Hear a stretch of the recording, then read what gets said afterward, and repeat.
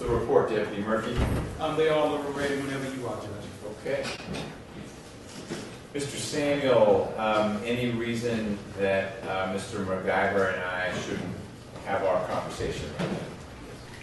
Well, we think it ought to be done outside the presence of the prosecution, not necessarily in court. But on the record, no. Okay, good. All right, that last one, you're going to get some pushback on. Yeah. Why outside the presence of the prosecution? Because it is 56 Amendment. Okay. We could just have them decline to answer any of your questions. That's not going to do any good, which we wouldn't do if we were doing it outside the presence of the prosecution. I don't think they have to hear his testimony, which you want to hear. I don't know that it's testimony. It's not under oath. I'm not going to swear him in. He could refuse to answer. But, Mr. Rucker, do you have I've never encountered this before. I haven't either. Okay. I've been asked to leave the party.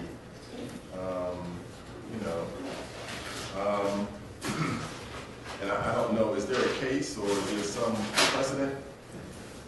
Well, I guess there may well be, and it might be cited, although it might have been when this, to me, novel approach was suggested.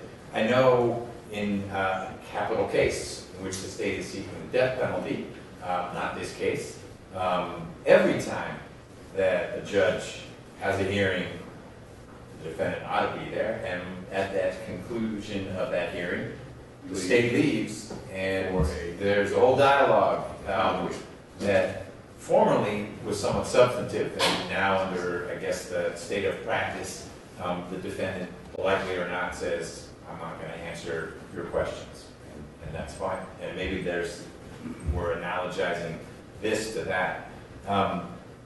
Why should the public be excluded from this exchange? Is there a fifth or sixth, like, penumbral privacy right? I mean, we're going to do it outside the presence of the DA, but the public can be there. I mean, that should be obvious. If it's not going to, if we're entitled to do it outside the presence of the DA, or to be outside the presence of the public also. I'm concerned about press. I'm concerned about, I don't know exactly what you're going to ask. I know the general topics, but we're going to have a meeting for. I don't know what's going to end up on TV tonight.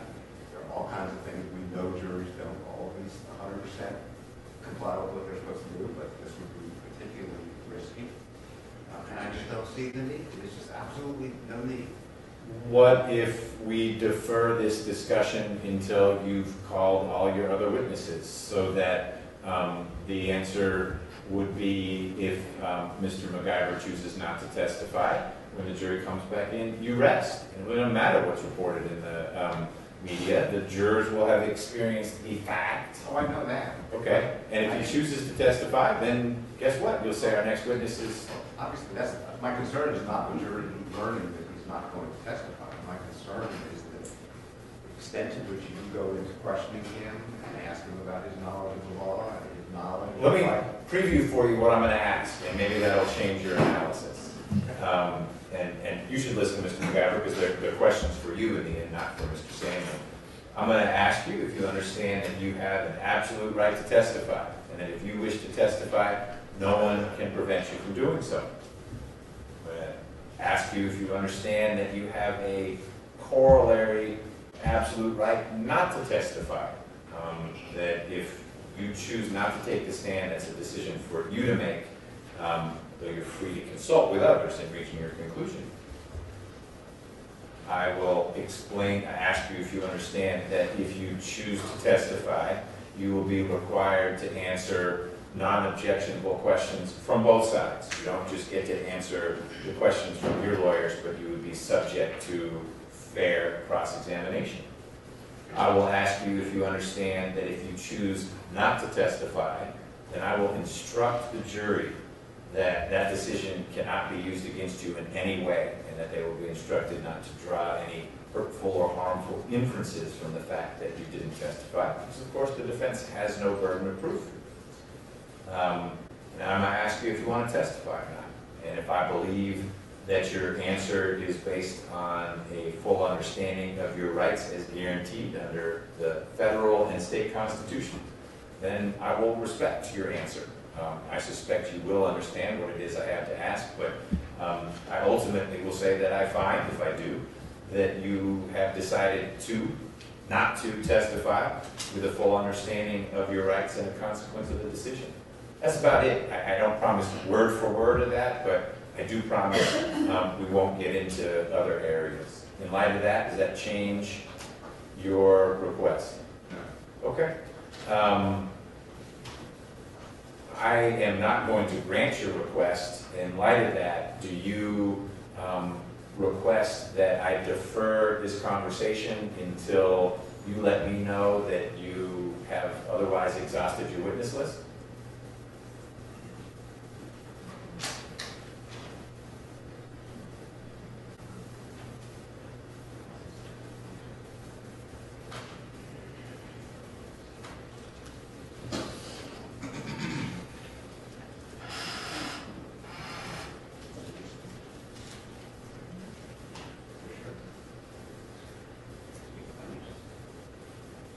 It's okay. You can speak too. You're part of the team. Well, maybe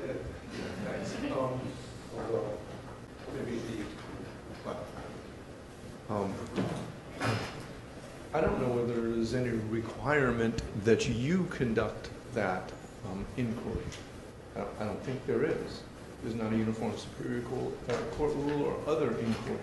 What I have done in the past is that I have, during a break, engaged the court reporter to take down a colloquy between myself and my client, and had that made a sealed part of the record. The inquiry is very much the same as your inquiry. Therefore, it's not a public proceeding, but it is preserved in an official capacity, which I think is what we all think is appropriate. And I had always done that on my own, and I can suggest a procedure like that. Okay. Anything from the state on this? No, I'll approve. Okay.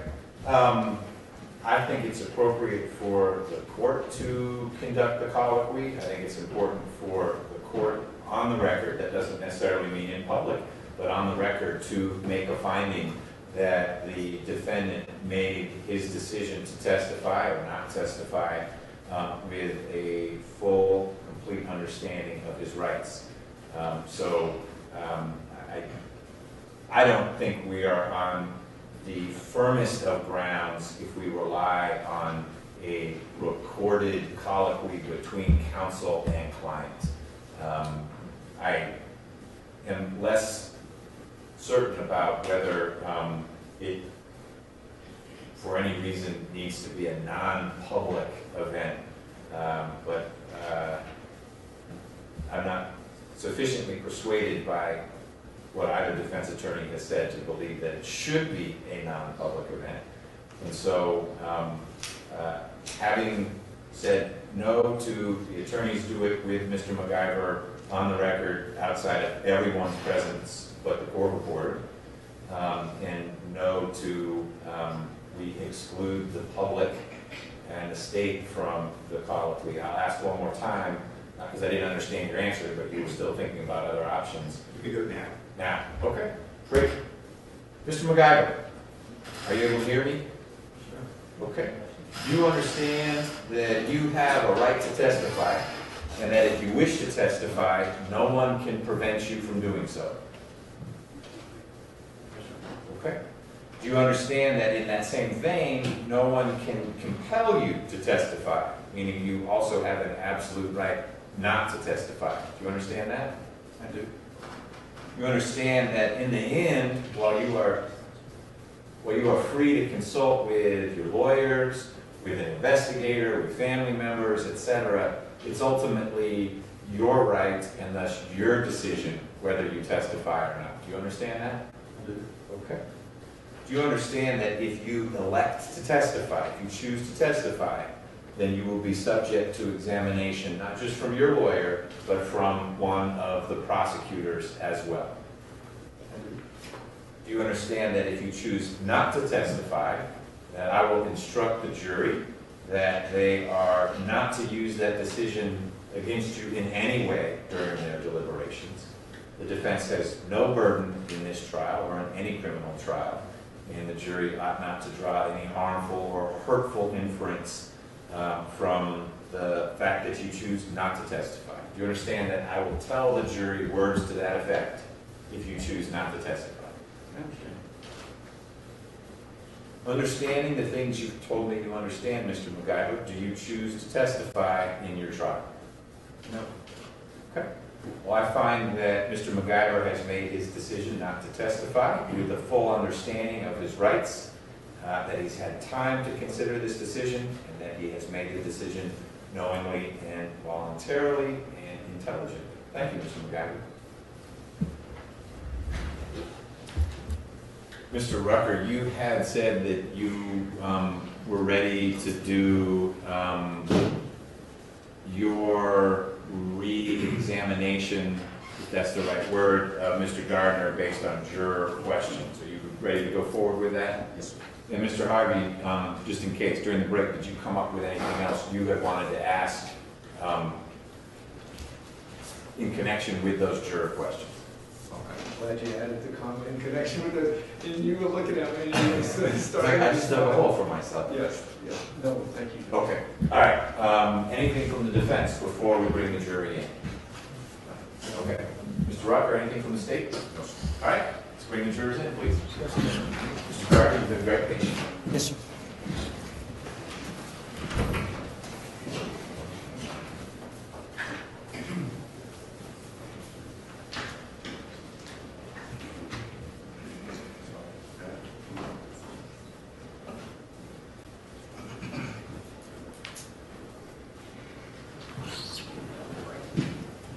All rise for the jurors.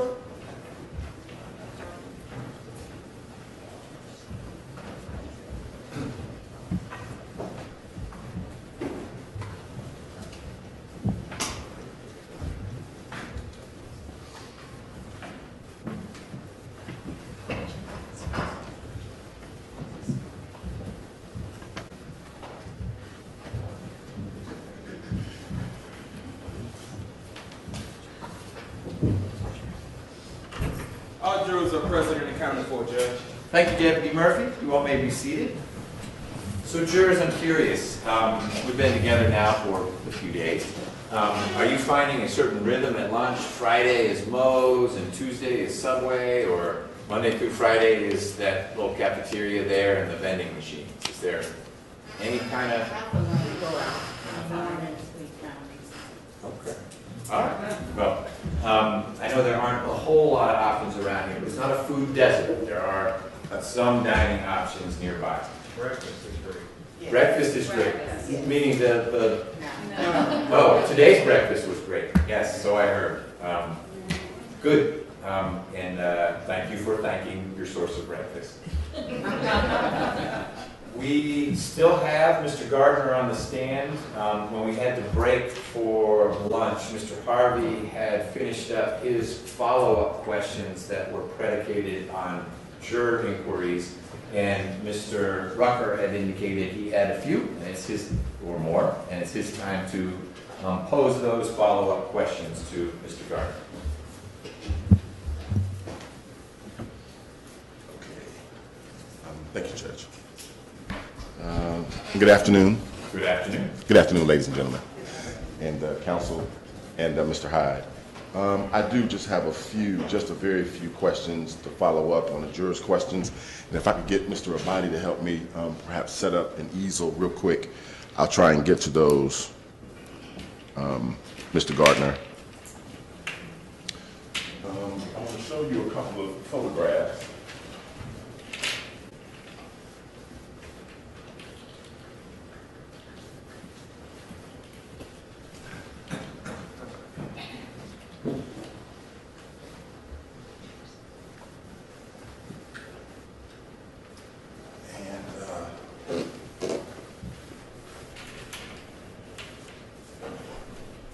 They are marked. First one is marked the State's Exhibit 281A. And if you need to come step down and look at it from the front to get a really good view of it, can you see it where you are? Yeah, but once you ask your question, if you don't mind, I'll step down. Sure. I wanted to have you take a look at this photograph and tell the jurors if, based on the analysis you did with respect to trajectory, if the placement of the hands that we see in the photograph here would be consistent or inconsistent with your analysis.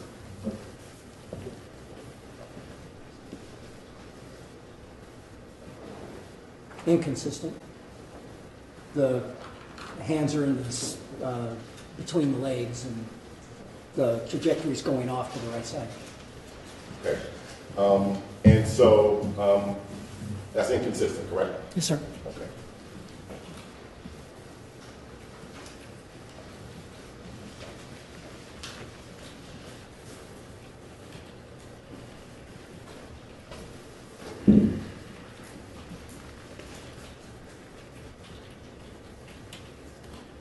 This is photograph. It's marked as State's Exhibit 285A. Could you take a look at this photograph? And it's the same question. Yes, Placement of the hands, consistent or inconsistent to the analysis that you did?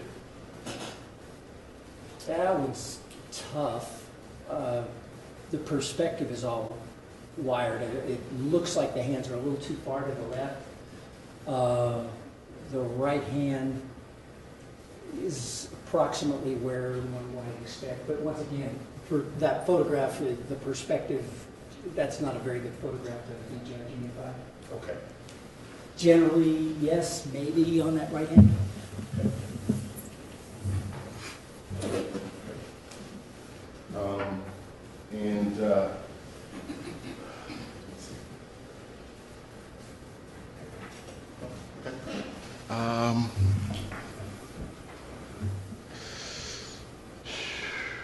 Okay.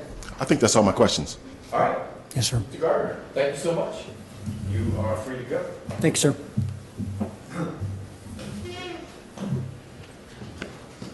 Don't let him go. Okay. Go quickly. Defense. Next witness.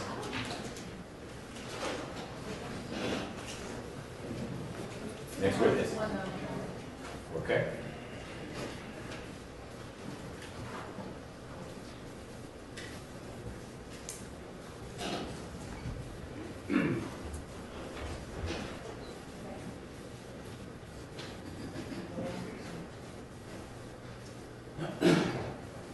Defense press this time.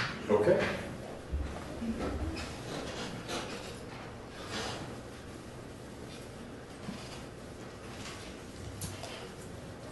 Ladies and gentlemen, you've had this happen before when the state rested, but that is one of those junctures, or we've heard pivot points, when the parties and I need to have a conversation. And so this is going to seem a little choppy to you, but it's very normal as cases go along because you just got comfortable and you're going to go back into the jury room. But I need to talk with the parties and figure out what it is we're doing next. So please bear with us, and we'll get you out here as soon as we've got a plan. Don't talk about the case. Do not start your deliberations. Deliberations occur after closings and after I give you the final charge. Here's the law that you must apply to the facts as you find them to be. I will get you back out here soon. I just view this as sort of a post-lunch break. Coming soon after lunch. See you soon. All rise for the jurors.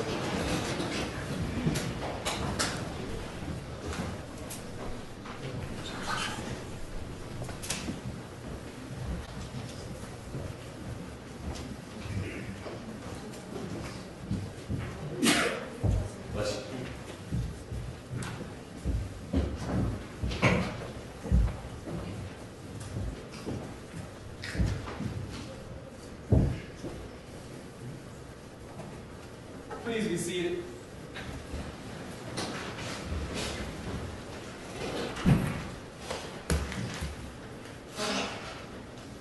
Samuel, are there motions or anything from the defense that you would like me to consider at this point? We would renew our motion for directed verdict acquittal on counts 1 through 5. With regard to 1 through 4, we maintain the same argument we raised previously. We believe the evidence introduced during our case in chief reinforces the absence of the type of certainty needed in order to sustain a verdict on any one of the first 4 counts. With regard to count 5, we filed an additional brief earlier this morning. We let the DA know that yesterday. I think I sent them a draft change a little bit over the evening. We believe that count 5 you ought to, even though we introduced no evidence relating specifically to count 5, we believe that arguments in our brief effectively contradict some of the rationale that you used to sustain count 5. In particular, don't you argue? I think now's the time, Okay. so please. Well, as with the last time we dealt with this, I filed a brief which set forth my arguments on. Right, well, when you say argue, let's address it now. I've read your brief, and I think I follow it. I am more interested in working through attempt versus not attempt, but I don't want to preclude you from reiterating, which you did in here, why you think none of that ought to be considered, because there ought to be a directed verdict as to count 5. Right. Assuming that doesn't happen. Right, I think, I should have gotten the transcript of your ruling on count 5 from a couple days ago. My understanding of the way you saw that count 5 survived was not that simply saying to Daniel Carter, I don't trust these people, tell them you weren't here, or pretend you weren't here, or if asked, tell them you whatever the line was. If you view that as sufficient evidence to support 161093B conviction because it was an attempt to mislead, that it was an effort to mislead, but it fell short because she wasn't misled, she didn't go to the police, or failed to go to the police, and that it really required more, but that's why it's an attempt, and because 1643 allows an argument of attempt anytime there's a complete defense, that's why we get to go forward on either the lesser included or the attempt type of 161093B prosecution. Studying it after you made that ruling led me to do a little bit of research on, is there really an attempt for every single crime? And the answer is no. That there are several crimes, and I note 2 in my brief. Solicitation, assault. Or 2 examples where the courts, the appellate courts, have held there's no such thing as an attempt because the crime itself is completed before you ever get to the point at which you abort the process, which is true in most cases of attempt. You attempt to commit a burglary, you go to the property, you knock the door down, but then you flee. You hear the sirens coming. Well, that's an attempted burglary. You haven't completed it yet. You break into a car, you hear the sirens, you run away. That's an attempted theft. You haven't stolen the car because you hear the sirens and you leave before the crime's complete. Same with rape, same with so many different crimes. But what the court said is when it comes to a crime like solicitation, once the utterance is made, it's done. The crime's complete. You can back away and, whatever. The key is you can't focus on, as I call the person, the solicitee, the person who's being solicited. Whether the person being solicited is a cop, the famous undercover FBI agent who does all the murder for hire cases, or someone who had no intention of ever committing a murder, or someone who just changed their mind and didn't do it, you're still guilty of solicitation. It's not an attempted solicitation. You made the solicitation. The crime is over. If you didn't solicit the person, then there's no crime at all. There's no such thing as attempted solicitation. The courts have followed the exact same logic when it comes to assault. If you assault someone, the assault itself is an attempt. It's an attempted battery. Archaic thought there, but it's an attempted battery, and therefore you can't have an attempted attempt. Which is why the court, I think Patterson was the case that first articulated that you don't have such a crime. it is our view that if you look at the statute here, it's the exact same thing. I can't imagine, frankly, a case where you do have attempted to mislead, but it's so weird that it's hardly worth mentioning. For example, You could practice your voicemail a few Exactly. times, but you don't. Here's the script of my voicemail. That's exactly Danny right. Joe, you better not do this anymore because it's gonna hurt, etc. or you send an email to the wrong address, right? You send an email to Danny Joe and by mistake it goes to Bruce Hartley. I guess one could argue that you've attempted to mislead Danny Joe in that situation. It's just you bundled it so it didn't get done. But that's not what we're dealing with here. We're dealing with someone who made a very specific, according to the evidence, not conceding anything obviously, but in the light most favorable to the prosecution, at most what happened was the following words were spoken to Danny Joe. Period, end of discussion. Either those words were spoken or they weren't spoken. If they weren't spoken, there was no question we went. If they were spoken, the question was, is that an attempt to mislead? And if so, is that a crime to attempt to mislead? And our argument is it's not. The crime is engaging in misleading conduct. Either it was misleading conduct or it's not misleading conduct. There's no middle ground there. There was no abandonment of the project. There was no impossibility of the project, like if you're dealing with an undercover agent. Sure. You think you're attempted rape, and it turns out that the person that you've assaulted is the man. Right? That's Right. thing is, I think I follow that now. I mean, I think in this setting, if the facts were, and they aren't, that Mr. McIver told Mr. Maples, and Mr. Maples turned state evidence, hey, I'm going to go talk to Danny Joe and mislead her by saying it's okay to tell the police. Arguably, there's an attempted, but that's not the facts. The facts are he engaged in the conduct that the state has charged and has characterized as misleading conduct. right. And I think that's our proper focus here. What Mr. McIver asked Ms. Carter to do, I think very clearly fits the rest of the statute. Withhold something from the police in connection with his investigation. Correct. And so we are very tightly on Yep. what was it he said, and is that alone enough to get it to the jury? And I'm inclined to agree with you that to call that an attempt, to me, intuitively, that made sense because you were convincing and saying, it didn't work. She said, I'm not going to do it. And so, in some respects, then it was attempted and it failed. But that was me stepping back from and not paying close enough attention to the language of the statute. And the focus is, did the accused engage in what the state is alleging to be misleading conduct? And he did. Well, the evidence is he said these words. He said those words. And so I don't think attempt is I will not charge this as an attempt. Okay, so we've gotten there. Yes. Now the question is, and again, I wish I had your exactly what you said when you granted the directed verdict on 6 and 7 and not 5. It was our understanding, I'm going to share this link if it's wrong, that in essence you were finding that 5 survived not just based on the words, but because it was an effort, it was an attempt to mislead her. And because we believe that's what motivated your decision or prompted your decision, and now that we recognize that either it was or it wasn't, there's no half pregnant, that you are to reconsider 5 and decide whether telling someone to lie when everybody in the conversation, including them, knew it was a lie, whether that is misleading.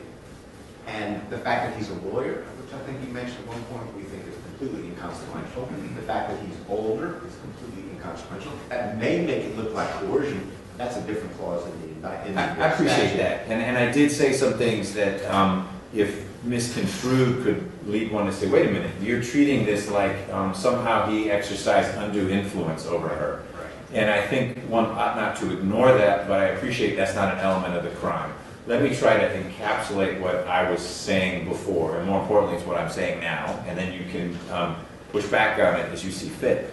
In essence, I think the state could argue that Mr. McIver communicated to Ms. Carter, it's okay to lie to the police. That was his misleading conduct towards her. And she concluded it is not okay to lie to the police. But I think that there is sufficient evidence, viewed in the light most favorably for the state, to enable the state first to argue that the experienced attorney, someone older and wiser, someone knowledgeable in the ways of the world, who had Steve Maples on auto dial, to say to someone, in this situation, it's okay for you to lie to the police, was Mr. McIver engaging in conduct that was misleading to Danny Jo Carter to get her to withhold. We're not arguing about the second half of it. We're focused on that. I don't know how convincing that is, but I could see a rational juror saying that was misleading to her. I appreciate your point. And no, he's just saying you should lie. But it's not just saying that. And I think the state is entitled to argue that. And I think that it wouldn't be irrational for jurors to conclude that that was, in fact, Mr. McIver engaging in misleading conduct. Not threatening, not I'll get you if you don't, etc. Those factors may have been there, she may have felt that way, but that's not what's charged here. I think the only thing I would respond to, first of all, I agree with you. If that's what he said, he would fit the pattern. In fact, the one Georgia case, the school superintendent, the school principal, who tells the student, You don't need to be there. you don't need to go to court, ignore the summons. Right. It's a nice parallel to be drawn, but the facts aren't there. I don't understand, there's nothing in her statement that said, if he said to her, it's okay to lie. If he had said it's okay to lie, and implicit in that was, and I'm a lawyer, I'm telling you, believe me, lying to the police is kosher, there's nothing wrong with that, I wouldn't be standing here right now. I'd say, we got to defend the count. But he didn't say that. You're inferring that somehow that message was conveyed to Dan Joe, that it's okay to lie to the police. So why should the state not be able to argue that that was part of the message? He certainly didn't say, I know you shouldn't do this, and it's a bad idea, it's wrong, and I really counsel against it. But you have this option.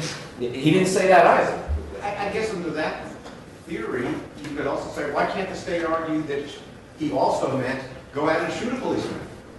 Go out and, pretend you were in Anchorage. I mean, there's all kinds of things you could infer if you want to add facts. Why can't the state argue that? Because he didn't say that. He said, you should tell them, I don't have the exact words, but He told her to lie.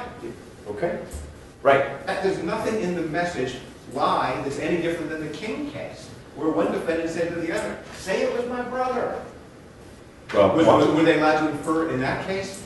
It's okay to lie to the grand jury. It's okay to lie to the federal district court jury because, I don't know why. I mean, it doesn't even make sense to say that, but yet they're allowed to argue something that didn't happen, as if the state can just add an implication that he had. And even putting aside her inference, because that's not really relevant, what is it about what he said that suggests the further implication, and it's okay to do that?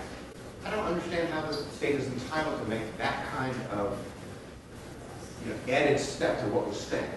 Okay, I hear you. Mr. Abate, you had been the spokesperson, but you're welcome to toss that potato to someone else. I don't see anyone leaping to your assistance. I would submit on the brief state it's filed in response to Mr. Samuel his brief. And just to respond to some of the things that Mr. Samuel. You filed something in response to there's no such thing as an attempt brief? No, the first one. Okay. Because it sounds like the court has already made your decision about the attempt. So, and I don't believe that brief focused on the original issue, which was to have. It did, but it didn't create new. It was a recycling because there was a prayer. One is not an attempt, but by the way, these things we said before, it should be directed verdict anyway. Okay. And the state would just submit on the same, rationale and analysis that we took as to count 5 in our response brief to defense counsel's first brief, and I would bring to the court's attention just some of the circumstances that sounds like Mr. Samuel left out. It was like the court implied or brought to Mr. Samuel's attention was the entire context in which the statement was made and why it was made. And even when Danny Jo Carter, in response to what Mr. McIver said, which is something along the lines, and this is a verbatim, say you weren't in the car, came here as a family friend, and she says, well, I can't lie, or he says, she says, but I'm on camera, and he says, they don't know that, or something like that, something along the lines of, or, I apologize. She says, I can't do that, and they know I'm here, or something like that, and Mr. McIver says, well, they don't know that. So, I think the context was, is he is further trying to get her to actually do what he asked, which was mislead the police when she wants to make a statement. Okay. It's not mislead the police, it's him misleading her. And I appreciate that this is close. I think the jury hasn't heard just one version of what that exchange was, but several. And I am finding from all of that it's a question that ought to go to the jury. But I appreciate how we are bumping up against a line of cases that says, here we don't have co-defendants. But I don't know that that's so significant. But the examples are usually co-defendant A saying co-defendant B, let's lie. And I'm not putting a lot of weight on that, but we are bumping up against a line of cases that say accused encouraging other person, witness, to lie to police, to judge, to prosecutor. That's not misleading. Can I add one thing? You may. I apologize for the states, because I'm raising something now that I didn't raise before. Uh-oh. If you look at the indictment, it doesn't say you misled her by telling her it's okay to lie. It doesn't say that. If that's the core of the case, if that's what you're saying is the absolute actus reus of this crime, it's not there. It's not alleged. The only thing that's alleged is she was urged not to tell law enforcement. Well, you got it in front of you? Yeah, I do. Now I'm confused because it says Like, he told her to lie. That's right. But he didn't say what you said was the essence of the crime, which is it's okay to lie. Well, that's the key, Judge. That's what made the school principal, had been, of course that crime didn't succeed anyway. That's what made the school principal guilty, was what the misrepresentation was. You don't have to go to the hearing. That was the essence of the crime. Here, you're saying the essence of the crime was, it's okay to lie. That's not what's charged. He's not charged with misleading her by telling her it's okay to lie. He's charged with misleading her by telling her to lie. And that is not a crime, not this crime. Yeah. That's suborning perjury. That's, there's all kinds of crimes. Right. I mean, But it ain't this. you walk through the litany of other options that are not in the indictment. Right.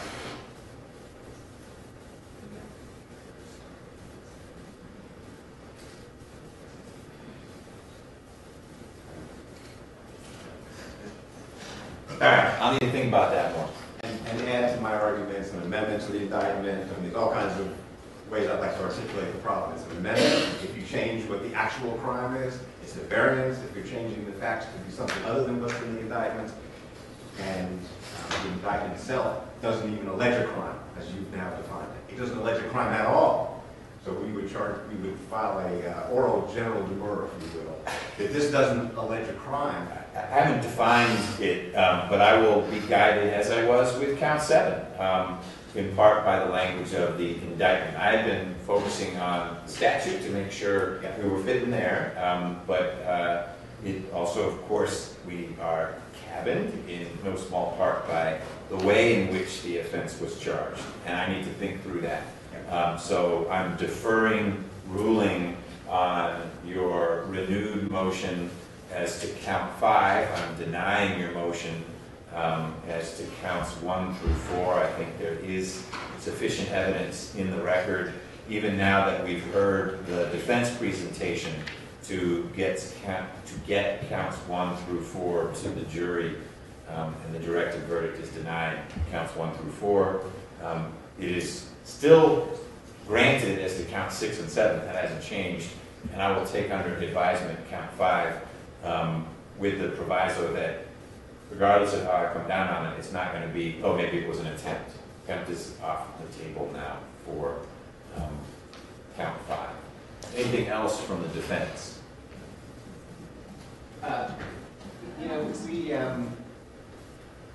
We argued before trial that leaving count 6 in there, despite the complete absence of evidence, was an effort by the state to put in the Black Lives Matter issue in this case, which otherwise would have been entirely irrelevant. And we argue to you have to sever that. Even if somehow they could someday make out a case there with some other statute, take it out of this trial because it injects race into this case. And we can all poo-poo that, say it has nothing to do with race. But listen to Mr. Crane. All you got to do is mention Black Lives Matter and the world went ballistic, right? Everybody viewed it as being a racially charged comment. We can say, well, we're much better than the rest of the world, and nobody, we shouldn't pay attention to it. But that's what happens when people hear that.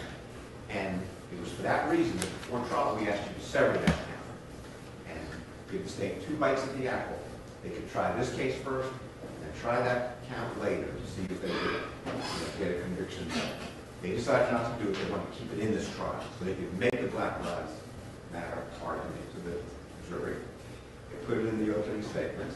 They asked numerous witnesses, completely pointlessly, to nurses and doctors and maybe police, I don't remember.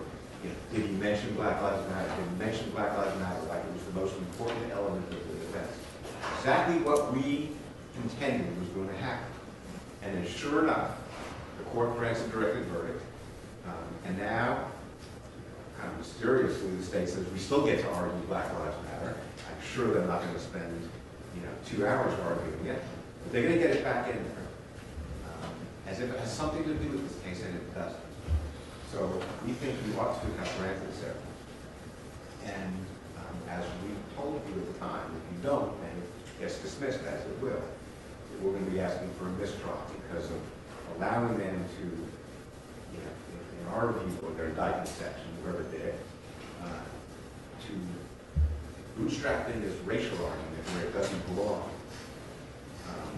has tainted this jury with inadmissible evidence. All the times that everything about Crane, everything about the different witnesses were asked, what did he say? That just like in cases where there's many federal cases where evidence came in on a count that never should have been brought, count dismissed, mistrial granted.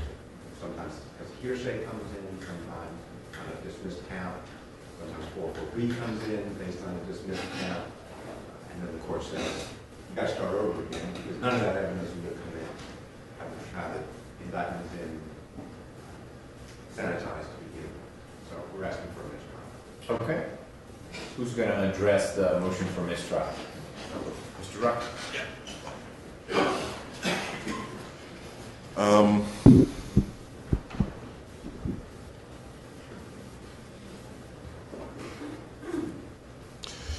I guess the first thing I want to say, Judge, is that Let me pause for 1 second. I do Okay. want to hear from you. Okay. It's only 2:35. Right. Do you have rebuttal witnesses available for the afternoon? Should some part of your team be starting to make that happen? we've been trying to, and it was just because we, in previous conversations, I know yesterday Mr. Samuel kind of said, well, I think we'll be done by noon, but I saw the no sign from Mr. Harvey, so we've been trying to work together to kind of make the trial flow smoothly, but in light of what they presented, during their case, it has altered kind of the number of rebuttal witnesses we will call. And so there are only means more or fewer? fewer. And so the couple that we would call, one is out of state and not available today. Who's that? It's going to be our sleep expert, Dr. Pressman. And the second I would, have Borneman listed. I'm sorry, it's Dr. Pressman, correct? Remember, we substituted. Oh, Borneman was the one you couldn't sort things out. We couldn't sort things out. The guy from Minnesota. Correct. Okay. So Pressman. Yes. Okay. And secondarily, we were going to recall Mr. Driscoll for a very limited purpose, just to respond to some things that came out in the defense case. But Mr. Driscoll, we tried to reach him today. We didn't give him notice to be here today. He had been available, yesterday and the day before, and he is at least an hour and a half away, is what he indicates. And so The third witness that we are contemplating calling, I'll just share with the court, would be Sheriff Howard Seals to respond to, Ms. Anderson's testimony regarding dinner at the Seals home that evening, in which I expect Sheriff Seals would give us some information about what it is he told the defendant regarding Ms. Anderson's presence there at the ranch with him. That's 3. Is it? And that's going to be it for us. Okay. Is Dr. Pressman a full press counter expert or just touching upon the... We're going to touch upon, Okay. clarify a couple of contentions made by the defense expert. Okay. But it sounds like none of those 3 can be here this afternoon. Right. Okay. Again, I do want to hear from you about mistrial, but we've got jurors sitting here. Sounds like we could have a charge conference this afternoon after giving everyone a little bit of a break and cover whatever else we need to talk about a jury view as well, if that's going to happen. What is your forecast as to how long it would take to present those 3 witnesses? Mr. Rucker, I understand there'll be cross-examination, but you guys have gotten to know each other and you're pacing in this trial. Dr. Rye did not take a whole day, and this is responding to as opposed to creating from whole cloth a new perspective on the science of sleep analysis. Right. I would expect we could get through those 3 witnesses by the morning session. Okay. All right. I'd be surprised if we did. Or at least in the day. Yes. Okay.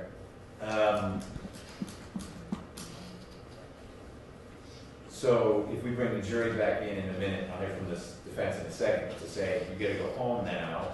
You're going to come back Monday for, is there a SIR rebuttal expected? Expected, not at this moment. The only one that I would like to wait and see what he's going to say is Mr. Driscoll, because I'm not sure what Mr. Driscoll would reflect that we put up. But, Okay. All right, well, maybe there can be some conversating about that in advance. 1, so you're not surprised, but 2, you'd be in a better position to say, yes. actually, everyone gets to meet Mr. Culver after all, or someone else, Mr. Ted. Okay, again, I'm sure he'd be happy to come back. So I can tell the jury they're going home now. There will be a brief rebuttal case Monday, and maybe one other thing. But then they come back Tuesday morning for closings, because Monday, in my mind, is sufficiently variable that we could end up with the first half of the state's closing and then your closing and we end. And Not good. I agree. Yeah. So that's what I forecast as the schedule is. They're back Monday morning for the last bit of evidence. And if there is SIR rebuttal, it would have to be on Monday. I appreciate that puts you in a pickle, but Monday is when we wrap stuff up, absent a really, really impressive, convincing, non-misleading story. Tuesday then would be closings and charge, and the case belongs to the jury. Does that sound like a reasonable roadmap? Yes, sir. If there is going to be a jury view, and we'll talk about that after the jury goes home, you can logistically make that happen Monday as well. Okay. Yes? Yes. Okay. Great. Then my suggestion is we freeze the discussion about a mistrial, not to tip my hand, but then get the jury in here, tell them to go home with these scheduling updates so they can plan accordingly. Then we'll turn back to motion for mistrial. Anything else from the defense? Anything else from the state? We'll talk about jury view, and we can have a charge conference. Probably with a break before we do the charge conference. Does that work for the state? That sounds good, Judge. Defense? Great. So the thumbs up. Let's bring the jury in, please.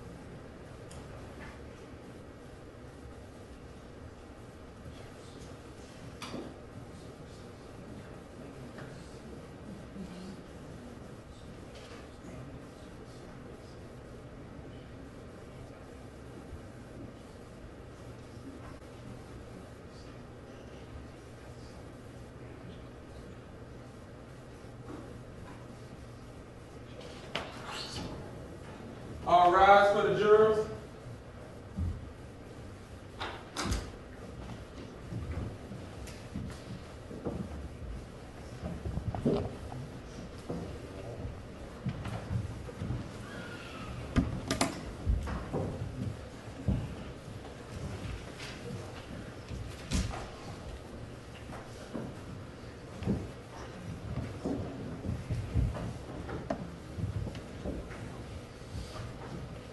All jurors are present in the county court, Judge.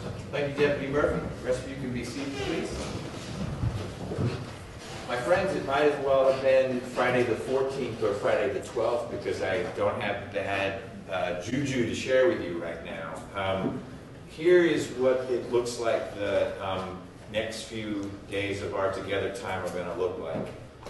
You're going to go home in about 5 minutes, and I am going to spend time with the attorneys working through some legal issues. We're going to have what's called a charge conference where we discuss what ought to be in the charge that I give you when you receive the charge, the law that you apply to the facts as you find them to be. So you get to go home a little early today on a beautiful Friday, start your weekend early. You'll be back here Monday morning at 9 a.m. The state is going to present a brief rebuttal case because they have the burden of proof. They have the right to put on rebuttal witnesses. You may even recognize one or more of the rebuttal witnesses. But the state's very reasonable. I have some confidence in this. I hope I am not being misled. That the state's rebuttal will conclude on Monday. Of course, the defense can cross-examine the witnesses. It's not just the state asking questions. And at that point, we will very, very likely be done with all the evidence.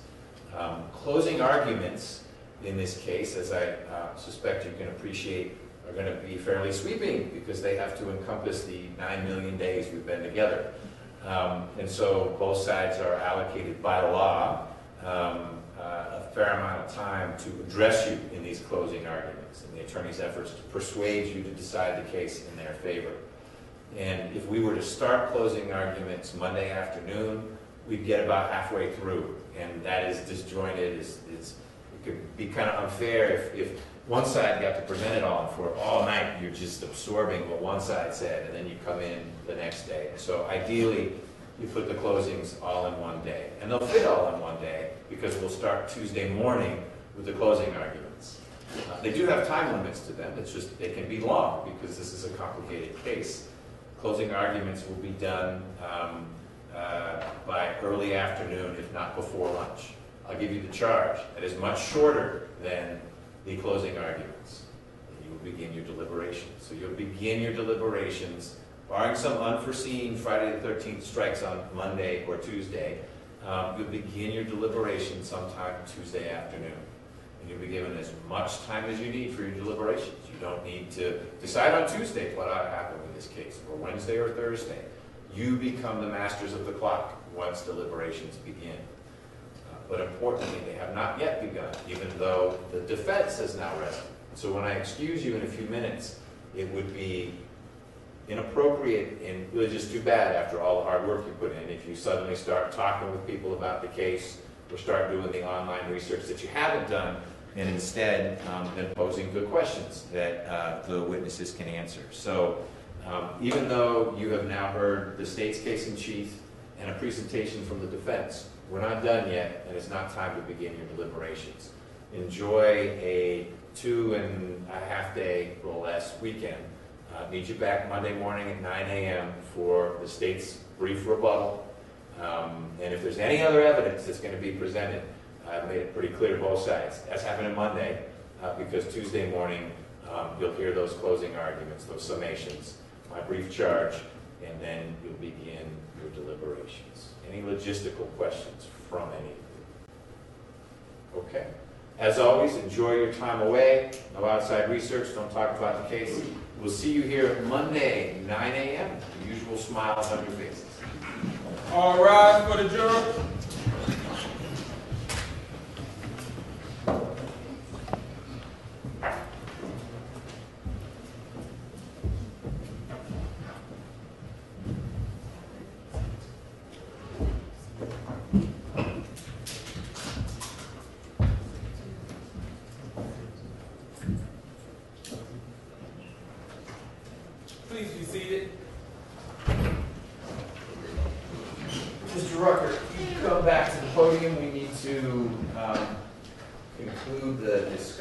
the defense motion for mistrial in light of the directed verdict as to count 6, which concerned Mr. McIver and Mr. Crane's interactions. Right. I'm going to ask the court to deny the defense motion for mistrial and to allow the state to argue during the closing argument the actual words that came out of Mr. McIver's mouth as he related them to Bill Crane. They are relevant. It's competent evidence, and the probative nature of it outweighs any prejudicial effect. And in my conversations with Mr. Samuel, I've kind of previewed for him that is not the state's intention to inject race into the case. I don't believe it's a necessary factor for me in order to sustain my theory and my burden of proof. But the truth of the matter is that when he made that statement to Bill Crane, he was trying to express a justification for having a loaded handgun riding down Piedmont Avenue that caused the death of his wife. Now, when Bill Crane reported that, what Mr. McIver said was, hey, I think that's a pretty good story. I think that might fly. Because you see, the story that I needed a gun to protect myself against a group of homeless people really was unreasonable. And that's been the testimony from a couple of folks, not only Bill Crane, but as well as Jeff Dickerson. When he got on the case, one of the first things he said was, hey, tell me about this Black Lives Matter. The defendant denied that he made the statement. And Jeff said, well, hey, because it's kind of crazy that you would need a gun because of some homeless folks, because you've been living in Atlanta for 40 years. So, the fact that it backfired on him and the press took it to another level should not absolve Mr. McIver of the consequence of making a statement in an attempt to mislead. Now, his credibility is going to be at issue. And what the state has shown time and time again is that he is lying. He is lying. Not only about why he had the gun, but about what happened once he got the gun. And that is the focus of the argument. The argument is not that, hey, Black Lives Matter means that he doesn't like black people, because actually the evidence has been that, listen, there are all kinds of folks that are a part of some of those protests. And with respect to this case in particular, Judge, this is what you know, we actually have a juror who has participated in a protest. And I will only identify the juror to draw your attention to it by saying the juror is Caucasian. So the argument is not about race. I understand that the court's order is that, you prohibited the state from injecting race in the case, and you didn't even have to do that, but we followed the order because we didn't intend to do it in the first place. Despite the fact that there are perhaps inferences that could be drawn from some things that the court has excluded, but we have not argued any of those things. The reason why I would argue, Judge, that he has now tried to deny that he made the statement, and the reason why he has gone to such lengths to have Bill Crane lie about it is because he has got to create a reasonable explanation for why he has this gun. And when Bill Crane says, hey, this thing is really going viral, he's getting calls from the conservative partners at Fisher & Phillips. It's only then that he says, you know what, maybe my attempts to lie about that is kind of backfiring on me. And I just don't think that the court ought to allow him to benefit, judge, from that. Oh,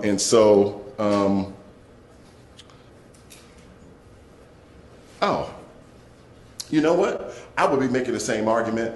Suppose he had said, you know, there was a KKK rally underneath the underpass on Edgewood. I was in fear. You know, at those rallies, sometimes there's violence. That's why I had my gun. Well, I'm not focusing on the race of the people that are part of KKK. What I'm going to be focusing on is whether or not there was actually a KKK rally underneath the underpass on Edgewood, such that a reasonable person would be justified in riding around in the backseat of a car with a loaded gun. And the facts of this case is just quite simply, there was no Black Lives Matter protest going on Edgewood underneath the underpass, such that he would have reasonably felt any fear, such that he could have asked for the gun. And if there's no reasonable justification for him to ask for the gun, then I can argue perhaps there is another reason why he asked for the gun. And that's exactly what I intend to do. Okay. Well, I appreciate the partial preview of the closing argument. I'm going to deny the motion. I continue to understand the defense's concern about some of the emotion and volatility that surrounds Mr. McIver's decision to share what he shared with Mr. Crane, and then Mr. Crane's relation of communication of that version of events to the media. I'm not doubting that at that time, that aspect of the story seemed to take on a life of its own, and maybe people lost focus of the fact that a tragedy and someone's life had been taken. But I find that count 6 or not, that whole line of testimony remains relevant, because it is yet another version of how Mr. McIver relayed to someone about what happened during the car ride from Longhorn to ultimately Emory University Hospital. And those stories have varied, and variances in those stories are, I think, fair for the state to focus on. I appreciate Mr. Rucker's profession that the state's position isn't that this is all about race. You can't help but make reference to Black Lives Matter about race. It does that, and I appreciate that it has that collateral effect. But I don't find that the state's effort throughout all this has been to make it a race issue. They've certainly brought it up because it's not a convenient fact or part of the evidence for Mr. McIver, but it's admissible in the same way that I found the way in which Mr. McIver purportedly addressed Dr. Sellers' colleague.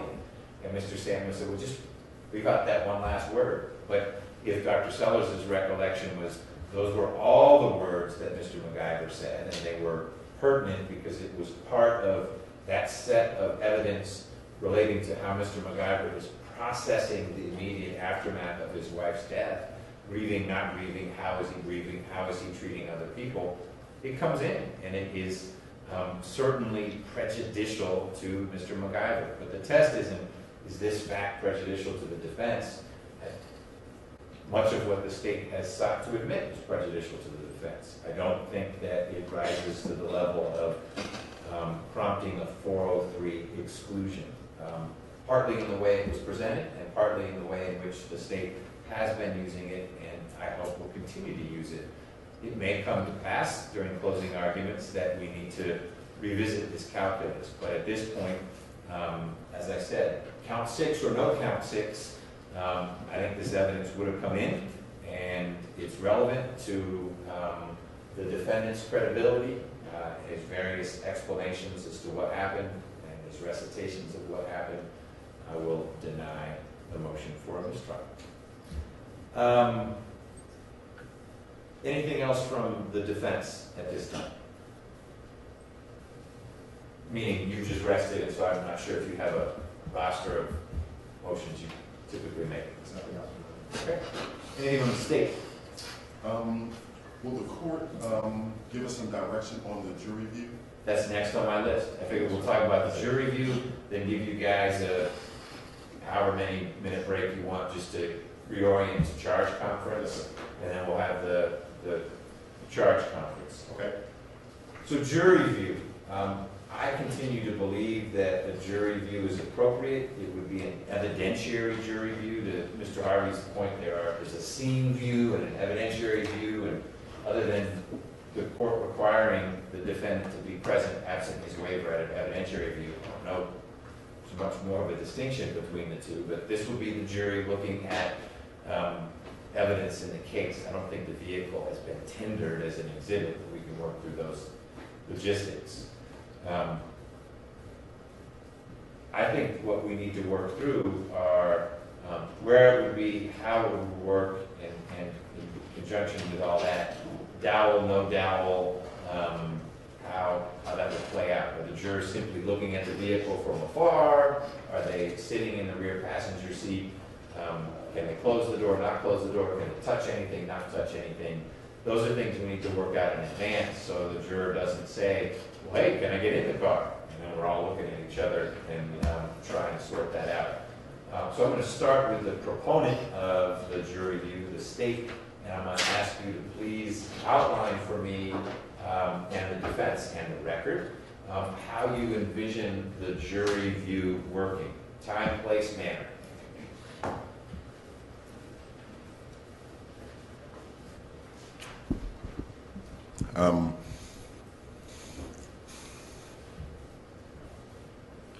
So I've heard the court's agenda for next week. And initially, the only thought I had was, timing-wise, would it be more appropriate to do the jury view before we got to the state's rebuttal, since they really are disconnected and they've just heard from Mr. Gardner? It would be relatively fresh. But since we got the weekend anyway, I don't know that it really matters that much. And so I would propose to the court that timing-wise, we would do it at the close of the state's rebuttal case. If that comes at or near the lunch break, I think that provides an adequate opportunity for setup during the lunch break. I propose that the actual viewing itself be conducted down right below where we are. We've already coordinated with the Sheriff's Department to make the space available on what I have referred to with the court previously as not the judge's side, but on the Sheriff's Department side of that underground garage, which is secured. I would propose to put the vehicle in a space or at a place that would allow jurors to walk around the vehicle freely and look at it from the outside. I believe that that space is adequate enough to position the judge, the court reporter, the defendant's attorneys, and the state in such a way that we are not obstructive of the movement of the jurors around the outside of the vehicle. I would propose that in addition to this, one of the things that out of an abundance of caution that we would do is that the entire exercise would be videotaped, and the videotape would just be made a part of the record as the actual evidence of anything, which I am not anticipating anything, but should something arise, somebody says something or does something, or that it would be captured for perhaps another reviewing party to look at.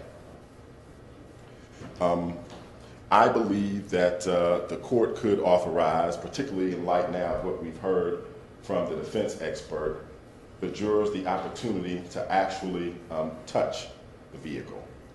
I don't say that we suggest to them that they should do it, but I think that we should communicate to them that that is an option that is available if they wish to do it. And by touch the vehicle, I mean open the doors, I mean be able to look on the inside of the vehicle, to assess the dimensions that have been brought out by Mr. Gardner with respect to the constraints. We actually had a juror question that asked about the dowel, and they would like to see that. And I'm open to how that is coordinated, whether or not the dowel is in there originally, or if the dowel should be placed in there at some point, you know, once they look at it without it. I'm just open to that discussion, but I do think as part of this experience that the dial should be inserted to show the actual trajectory, and that if jurors so choose that they be allowed to actually sit in the back seat and make some common sense determinations for themselves. I don't know that there should be a time limit imposed on the jury view. I think that, you know, we can keep it within reason. But I don't think that we should say anything to them about, hey, you've only got 15 minutes or stuff like that. You know, I think they ought to be free to really take advantage of the opportunity. You know, I know there's been some questions, actually several questions from jurors about the navigation system. And I know there's been testimony about the navigation system. I don't know if there'll be any request to turn the vehicle on, such that they can determine whether or not the navigation system is operable. But I do think you should flag it and put it on your list of possibilities. I do know we have the ability to turn the vehicle on such that you could make, you know, you could just hit the buttons and determine whether or not the navigation system works. And I think that should be an option if for those jurors who so choose to do it. Beyond that, Judge, I don't think that I have anything else. I would just need to know, I guess, before we go home today, what the court's pleasure is, just so I can help coordinate with the appropriate parties and getting the vehicle here and set up and so forth. Sure, I'll let you know that. Okay. We'll talk a little bit more here from the state. One question for you. Yes. To you provide or at least coordinate with the defense if I agree that it should be video recorded, this process. The state is in a position to supply, I think you had said one of the investigators would Yes. be able to record it. That's correct. Okay, second question. In terms of timing, if it is going to happen, if it's the first thing in the morning, we know when it's going to happen. Right. If it is at the end, after your rebuttal witnesses have testified, that's more of a variable. I'm neutral as to between the two, unless one of them might mean the jurors have to sit around for 45 minutes because the vehicle's not here yet or things aren't in position. And so I'm wondering if you know that setup time is 2 minutes, then I'll let you guys decide if there's an agreement as to when it should happen, if it's going to happen. And that was my thought, which is why I said it originally, because if I know if it's going to happen, then this weekend I can say, hey, have the vehicle brought over first thing in the morning, let's get the Sally Port cleared out, let's get the sheriff's department on board, and then we know, okay, 9 o'clock, this is what we're doing. However, I do believe that I also would have the ability to coordinate this such that I could say, prospectively, if it's going to happen, we're going to do it at the lunch break, sometime around 12:15, 12:30. I want the vehicle brought over here at 11 o'clock. I want it set up by noon. I want folks to be in place by 12:15, and maybe someone on your team, investigative staff, could reach out to the sheriff's folks now while we're talking about it. they came by during your break when you were off the bench. Okay. I want to be sensitive to the sheriff's needs. And Right. I know in the early morning, you cannot have folks milling around on the sheriff's side of things. Right. And so if we were to do the 9 a.m. option, I just want to know that the sheriff would say, that's fine. By that point, it's okay for you all to be milling around down low. Okay. Because if the answer is you couldn't do it anyway, it's not an option. Right. So maybe we could find that out. Okay. pretty soon. 10 is the earliest we could do it? Okay, so then we won't do it at 9 a.m. Right, okay. But if you all conclude that a good time to do it is a fixed time, well, I think we just need to have it around a lunch break. Yes, sir. Okay. Mr. Harvey, and needn't be just you, but you had addressed it earlier. Thoughts about jury view overall, yes, no, and if yes, your thoughts about some of these variables? Well, I think we're clearly on a we're going to do it track. So I'm assuming that you're going to do it, or you're going to allow it. And that's fine. Let's work from that starting point. I'm not going to make another or any impassioned plea not to do it at this particular point, because I do think it's important. My concern is the semi-logistics of it all. I know the dowel, not dowel question is a large question. I know that the jurors were very interested, and everybody is interested in maintaining the integrity of where the seats are and how everything was set up. And I think that it's going to take some time, I would hope, that Mr. Gardner and whoever it is that's designated by the state can get together and make sure that the scene is appropriate. And I think in good faith, everybody will be able to do that.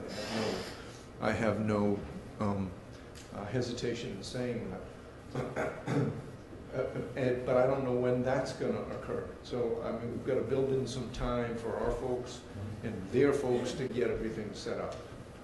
One. Two, the videotaping and the general lighting conditions, I think, is another logistical question we're going to have to deal with. Sometimes video cameras, or even like television cameras, those of high resolution, have lights attached to them, and it makes things brighter and glarier, and it's a different condition than what could be expected of this scene at the time the incident occurred. I don't want it where the jurors can't see, but then again, I don't want it so bright as to be glary and you can see everything. My thought on the videography is if there's any issue to it, we shouldn't do it. We're going to have a court reporter present, and we can make a record when we return to the courtroom about any irregularity that occurred. On both sides, go, no, Juror 17 never got in the car. No, Juror 17 did, and spilled her coffee all over the back seat. I'm not opposed to it, but I share your concerns. If it makes a juror nervous about getting in there or behaving. And then they're going to be videotaping. You're going to have to seal that, and then somebody's going to have to. So I have problems with the videotape aspect of it. Okay. I don't know. I have been told. I cannot verify this one way or the other, but that the back seat has been changed, has been cut, or there is some. Okay. Yeah. The back of the front seat. Front of the front seat. So I don't know how that might impact. This is the cut that the expert who didn't make the cut made? Right. Okay. Looked at the plastic mechanism. Yeah. I don't know how that changes the dowel aspect of it. So again,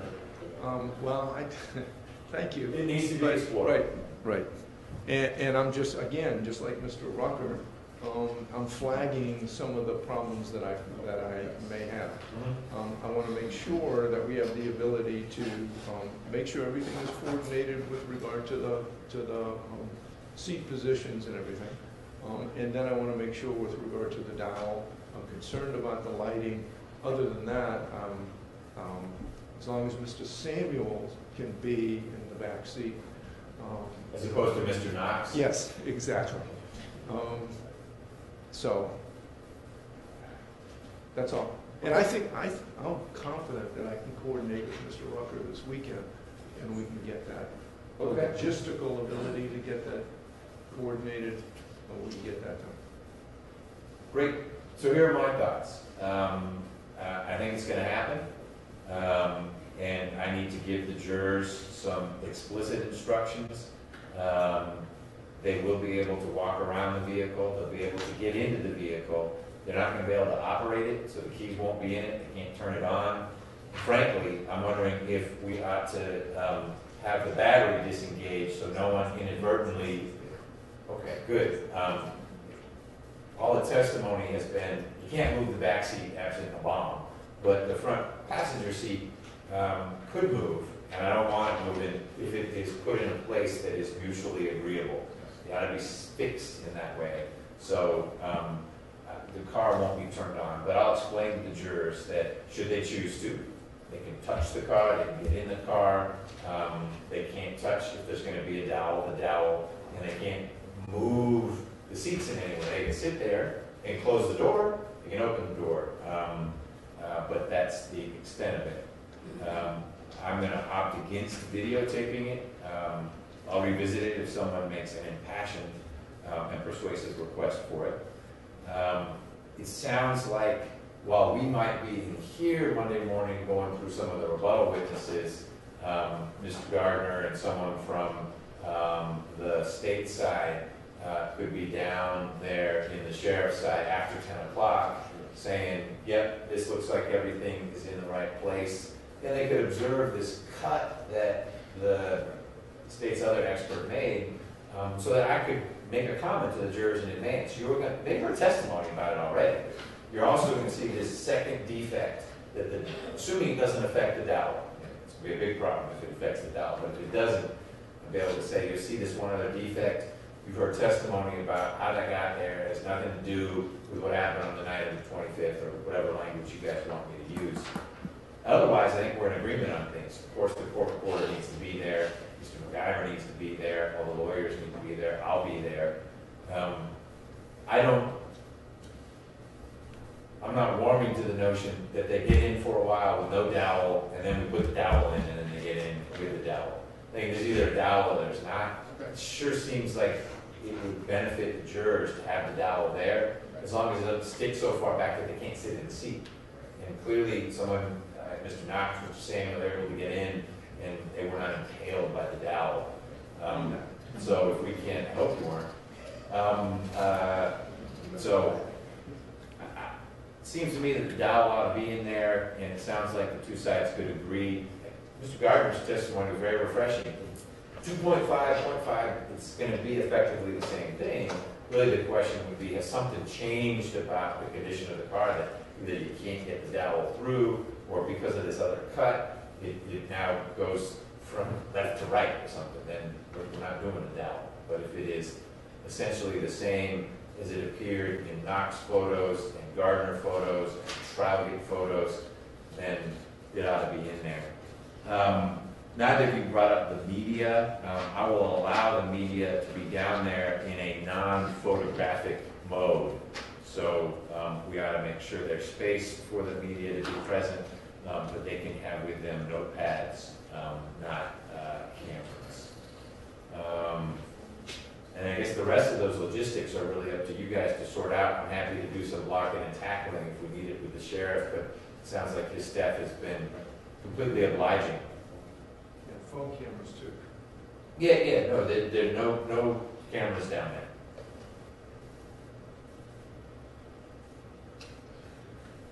Keep talking.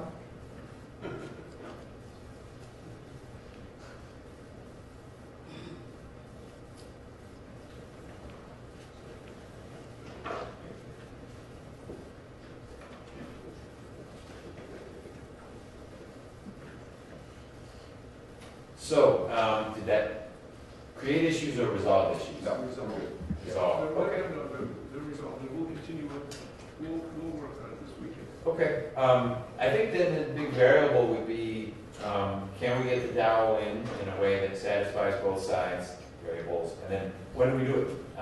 And I'm happy to be flexible. If it turns out, because the things that the sheriff needs to do, that it's 11 or bust, then we just stop whatever we're doing with witness X at 11 and say, guess what, field trip. And we get the jurors down there. One thing we didn't talk about is how, I'll tell the jurors they can't talk to each other while they're down there. I don't think we need to bring down one juror at a time. They can't all fit in the elevator at once, but I think we get all the jurors down there, and then we'll just have them go in numerical order. And I'll say juror 5, and if juror 5 wants to do anything with the vehicle, juror 5 can do that. And when juror 5 is done, then we'll do the next one. So all 15 have done it. It may be that once they're done, Deputy Murphy or colleague might escort 5 or 6 of them back up to the jury room. Fewer people is always simpler. And I'll defer to Deputy Murphy as to, he may say, I'm going to bring down 8, and I'm going to bring down 7. And that really shouldn't affect us. It's just, I don't think we should do one at a time, because we'll be building in an extra 10 minutes for each of the jurors. But those kinds of things we can amend on the morning of, if we need to. Okay, so to recap, it'll happen. I'm going to get a report back from both sides as to whether they can agree on a positioning of the dowel. Jurors will be permitted, they don't have to, but they'll be permitted to get into the vehicle, close the door, and operate the vehicle. So as to your navigation system, we're not turning the car on, and if someone through visual examination can figure something out, they figured it out, but that's not the focus of the jury view. We'll make sure there's room down there for everyone, meaning Mr. McIver and his team, state's team. I'll let you know up front, if it gets crowded, we're not going to need 5 prosecutors. We'll shrink it down to 3 because there are 3 defense attorneys. And if it gets real crowded, then like Survivor, we'll lose one from blue team, one from red team, and we'll go forward. All right. If you'll thank the sheriff for accommodating us down there, I appreciate that. Anything else, Mr. Rucker, on the jury view? No, right now. Mr. Hardy? No, sir. Okay. State, how much time would you like before we regroup to talk about to have our charge conference? Maybe about 10, 15. Okay. You know, what do you think? I'm ready. I knew you would say that. He lives for these things. You asked me first, I would have said 10. Some of us have been working today. How about 10? Nice. How about 10? I'm fine with that. I'll come back out here around 3:40. Okay. All right? All right. Thank you.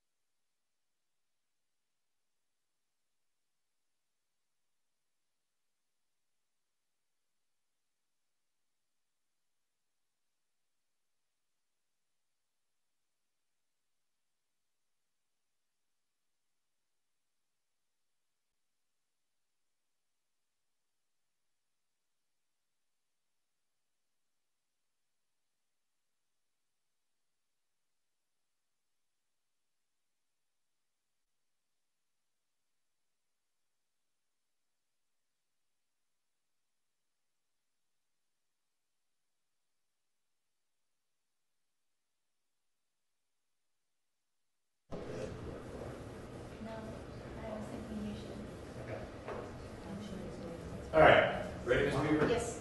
Let's get started. Hello, Ms. Lyons. Who is going to be the primary spokesperson for the state? Me. Nice smile. Okay, Mr. Abate. And Mr. Samuel?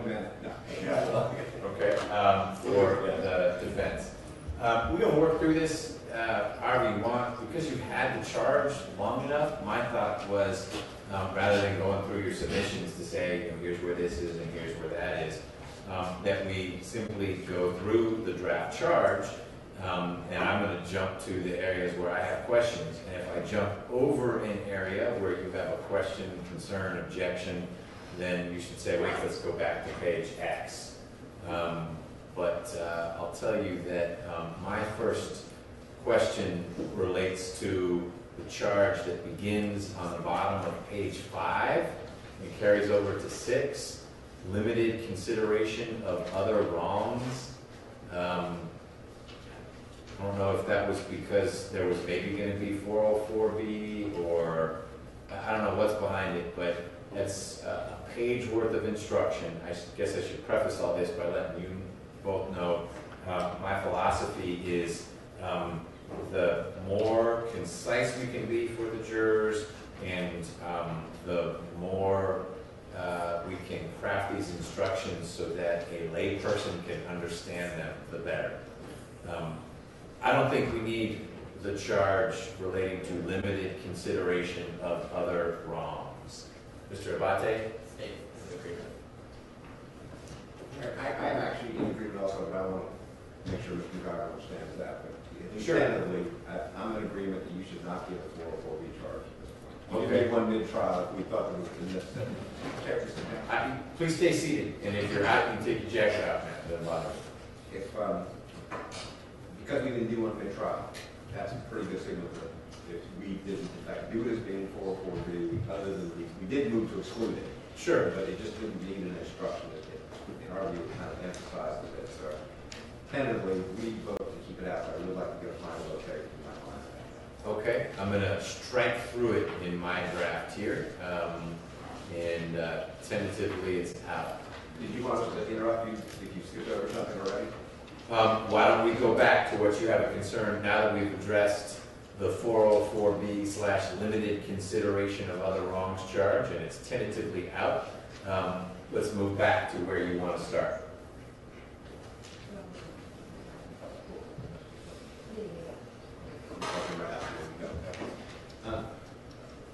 I know this is going to sound a little bizarre, but I'm on the defendant's choice not to testify on page 4. Yes. That's the counter charge. Your vote to keep things concise and to make things understandable and not necessarily consistent desires.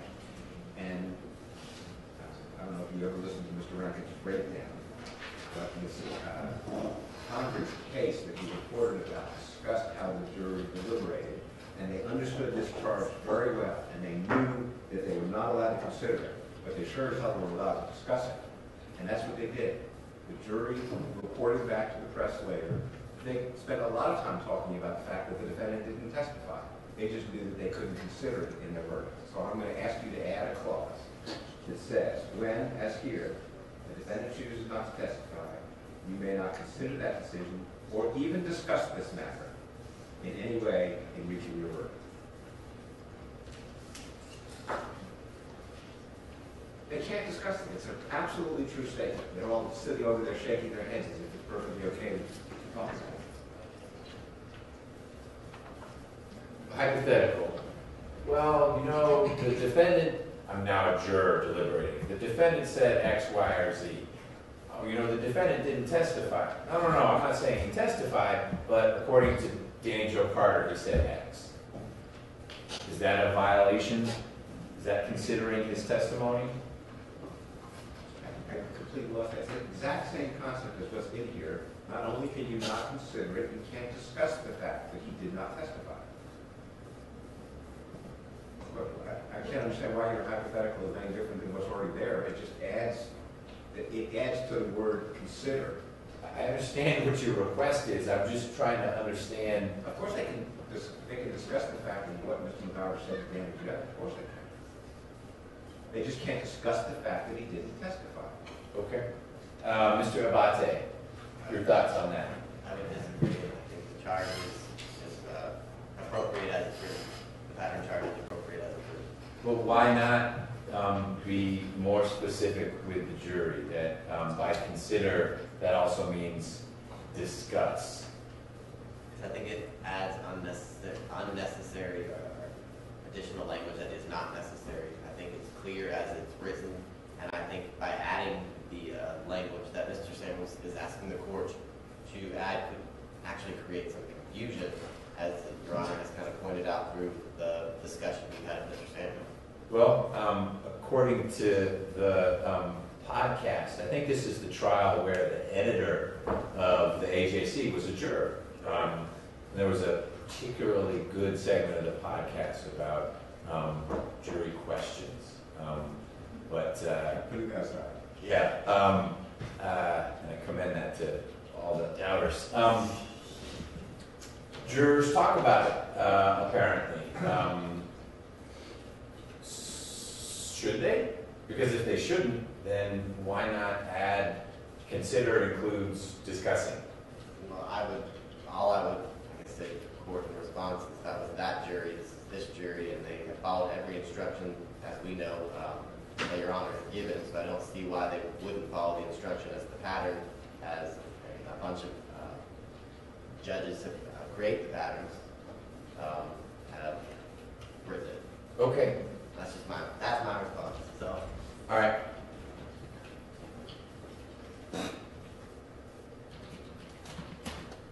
I'm going to add or discuss. Next. We are now beyond the tentative stage and agree with eliminating the 404B instruction. That's no longer tentative. Okay, it is now not even struck through. It is gone. Okay. Oh, except I'm gonna leave it in right now. I will, because my pagination will get messed up for getting you to where we're talking on the same page. But it will be removed. Okay. Did you have anything else prior to the 404B instruction? Okay. The next one I had is on page 7, dates in the indictment.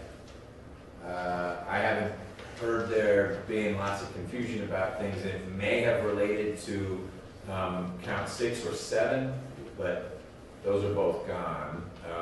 Does the state still want the charge about dates aren't material unless they're alleged to be material as long as it's within the statute of limitations? September 25th is pretty locked in. I think in light of Your Honor's decision as to counts 6 and 7, I don't think it's necessary. Okay. Mr. Samuel? Agreed. All right, that is going to come out as well.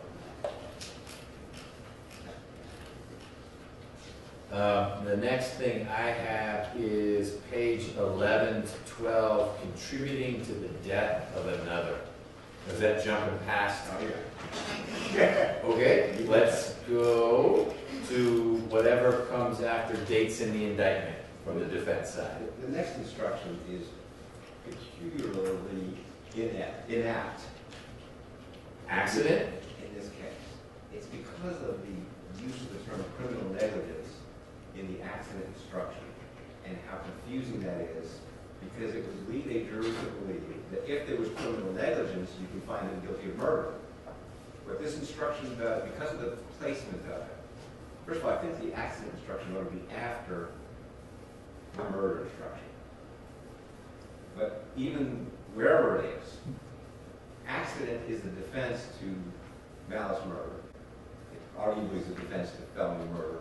And aggravated assault. Yeah. But not if it's just criminal negligence. It's not, you're saying it's not a defense if the offense was committed through criminal negligence. If the offense was committed through criminal negligence, you're not guilty of malice murder, then you're down to involuntary manslaughter misdemeanor. So nobody could read this instruction and understand the relationship between criminal negligence and counts 1 through 4. So somehow this needs to be crafted in a way that accident follows malice murder, leave out the criminal negligence from this part of it. That if it's an accident, and gets the burden of proof correctly in there, then it's none of the four crimes. That part I agree. If it's an accident, then the jury must find Mr. McIver not guilty of, period. Not guilty of all four counts. If there's no criminal scheme or intention, he's not guilty of counts 1 through 4. If he's only guilty of criminal negligence, that is the misdemeanor involuntary manslaughter definition. Criminal negligence is not a substitute for malice. So at that point, you've got to say, if you find only criminal negligence, we get your proposed charge 3 or something to that effect. and you're still not guilty of malice murder or aggravated assault or possession of a gun by a possession of a gun during the commission of a crime. So it's somehow you've got to get the criminal negligence out of the accident and into the lesser included offense. So, okay. I think this is the pattern charge. It doesn't mean we're locked into it, but the way you phrase this is that I spent some time coming up with this cockamamie accident charge. Okay. I'm not blaming you. No, I'm not feeling blamed, but I also, this is how it normally comes on out. But you're saying, given the way this case is, we may need to deconstruct it and move some parts around. That's right.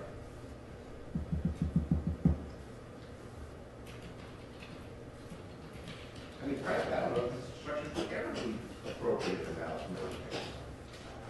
How could criminal negligence ever be a substitute for malice if it's in fact involuntary manslaughter? That's all it is.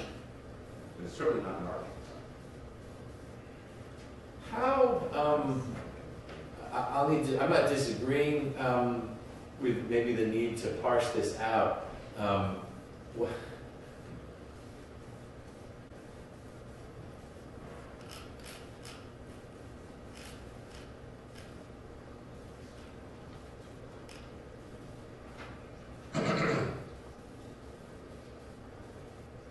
So I guess reckless conduct is almost like gross criminal negligence. It is That's right. negligence prime, and that's why that makes it felony involuntary, because it's a misdemeanor.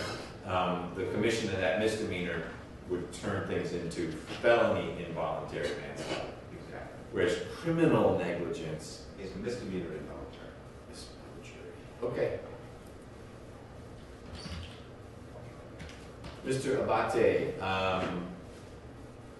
it sounds like we have 3 tiers short of plain old not guilty. Make the 4th tier. That's a pretty bright line.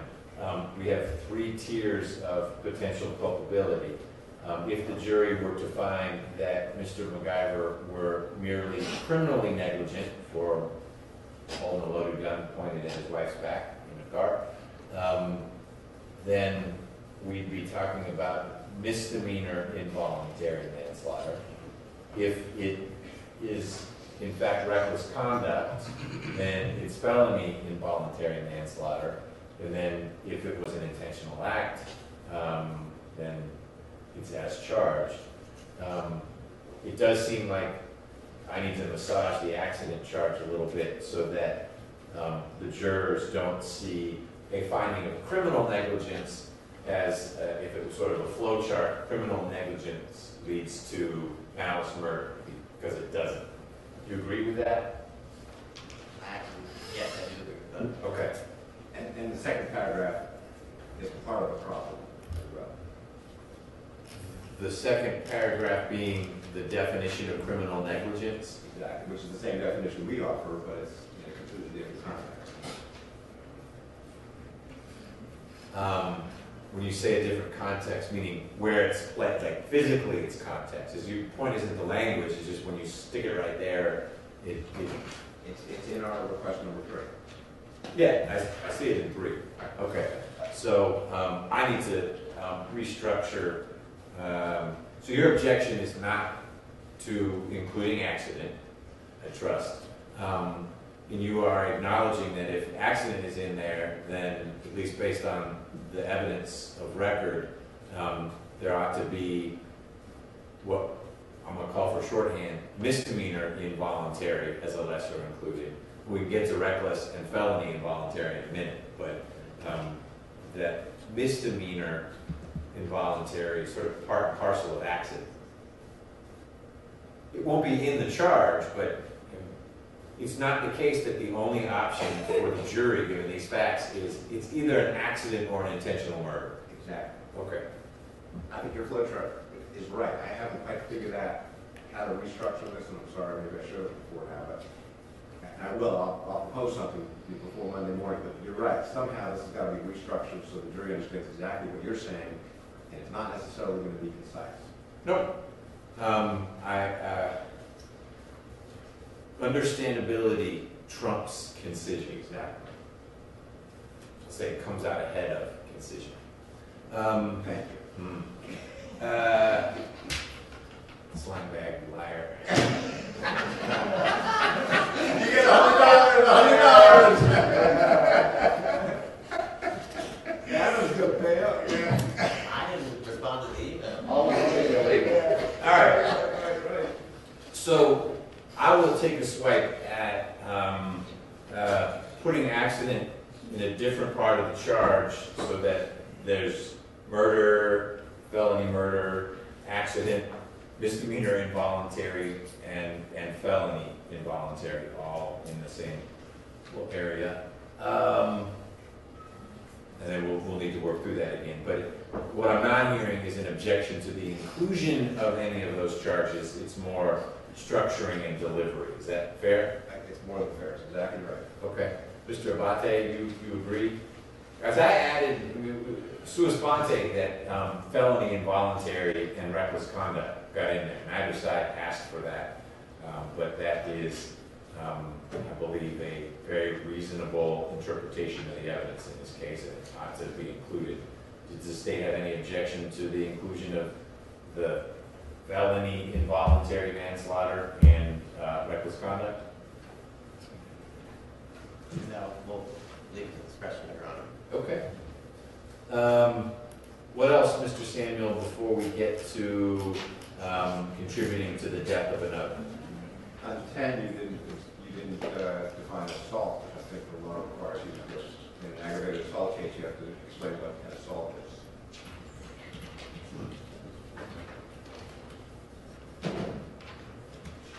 It's all part of the pattern. All right. 16.5, 20, I think. Yeah, no, that's aggravated assault. And it may have been in another case, because I gave to Ms. Lyons some of the charges I had used in other cases that folks were okay with. I don't disagree with you. I'm happy to add that in. I don't know that it's going to be a big issue in this case, but it doesn't mean it shouldn't be in there. Yeah, it has the intent element of assault. That's what it means. Okay. Any objection to adding the definition of assault to the charge on aggravated assault, Mr. Abate? No, Your Honor. Okay.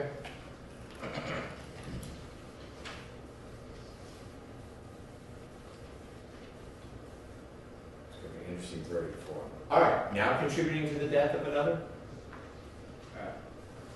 Or is there more before you get there? Yeah, well, the lesser included offense, so you've already said you're going to add the misdemeanor involuntary. Yes. We have an instruction, we call it theory of defense instruction, with the involuntary as well, it kind of explains it, but I don't know, there's no pattern on misdemeanor involuntary. Okay. So I want you to know that the instruction I suggested, number 3, was we just kind of took a statute and broke it down and tried to make sure it was all there, but I think we found that there was no pattern, and for some reason. So I will. I want you to think that I quoted a pattern there, right? That's No, you in fact cited about 6 cases and a couple statutes. Yeah. Usually when I see a string cite like that, it means someone is. There's no pattern. Yeah. So I will be incorporating at least some of the concepts from your request to charge 3, because the jury needs to be instructed first in the concept of a lesser included offense, and then this is where the criminal negligence piece would go, what criminal negligence is, and misdemeanor involuntary manslaughter, which is much of what you set forth in your request to charge 3, and then also felony involuntary manslaughter, not that I'll call either of them misdemeanor or felony.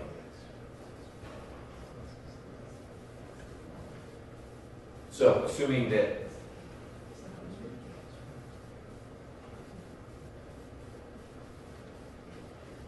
I think your lesser included offense instruction is not right. okay, And I think what we put in our instruction is right. Of course. Well, I mean, I think you quoted the lesser included offense if it's going to be voluntary manslaughter. There's some mitigating circumstance. okay, Our instruction correctly says, if you don't reach a verdict on murder, and note, it doesn't say if you acquit. It says if you don't reach a verdict, that's the Supreme Court's language on what it takes to justify a lesser. Then you should consider these 2 other charges. I would hesitate to even use the word lesser. I don't think the jury needs to know lesser or greater. They just need to know there's other options. And it's not a mitigating circumstance that leads you to involuntary. Nobody's asking for voluntary in this case. You've got to get from murder to involuntary if you find an absence of intent, not a mitigating circumstance. And once you find an absence of intent, then the question is, was there reckless conduct or was there criminal negligence? And so accident is not a, well, accident's not, it's just a defense, it's not a mitigating circumstance. it's not a mitigating circumstance. It's Okay. an absence of intent. I agree, this isn't the right transition to whatever I end up calling them, lesser included, or, look, it's been interesting that you've been thinking about murder and felony murder, but if you don't find that, you also need to consider these other options. Okay, That's right. okay. So my proposal remains that I need to deconstruct the accident charge, relocate it, and walk the jury via this charge through murder, felony, murder, aggravated assault, gun charge, and as well as the notion that there is out there criminal negligence and an involuntary manslaughter connected to that, and reckless conduct and an involuntary manslaughter connected to that. And because you don't have that in front of you right now, I don't expect you to say, I think it looks great, Judge, but conceptually it sounds like we're all on the same path. Is that, oh, 1 second, and this is not on the record. I gave to Elgin the more urgent ones when I had that.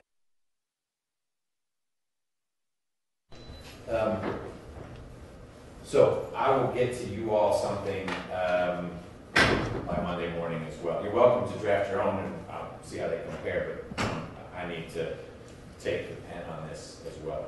Does that work for the state? Yes, Your Honor. Mr. Samuel? Yes. Okay. Now are we to contributing to the death of another? Yes. I don't understand why it's in here. I don't either. State? We'll withdraw it All right. with anticipation that there could have been some testimony about the reason Ms. McIver is no longer with us because of some malpractice on the part of Emory University. Obviously, the testimony didn't occur, but that was the reason for putting it in. Great.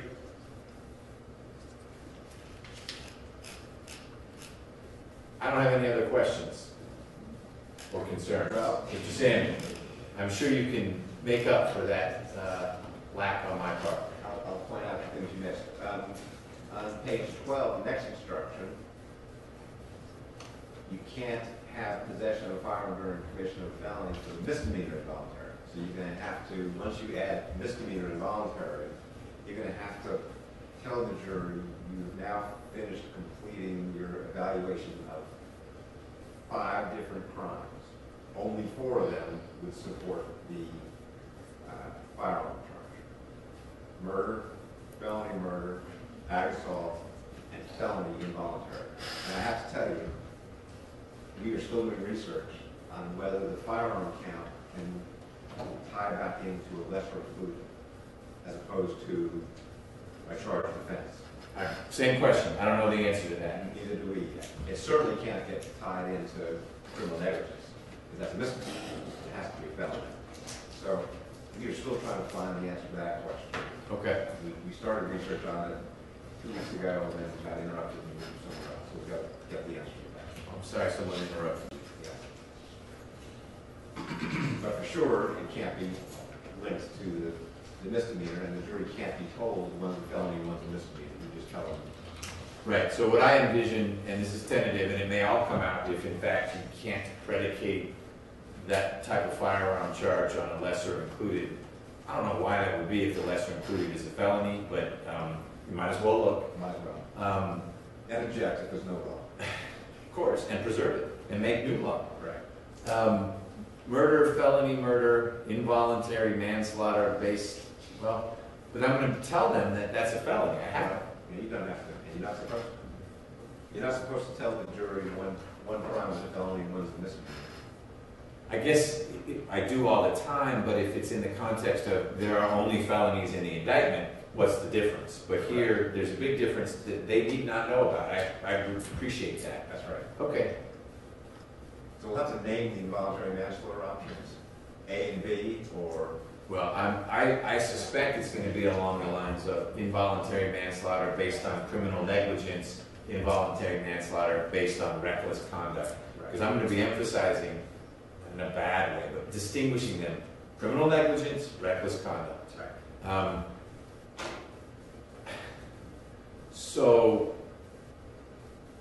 I'm not disagreeing with you, but you are effectively requesting that we play a silly game of hide the ball, because of course the name of the crime is possession of a firearm during commission of a felony. For the purposes of your deliberations, you may consider these four, I'm not going to include a modifying term, offenses. That's correct. Okay. I don't disagree with you, but I'm not going to change the name of the offense. Possession of a firearm during a commission of some kind of crime that we're not going to name. That's fine. Okay. All right. I will work through that.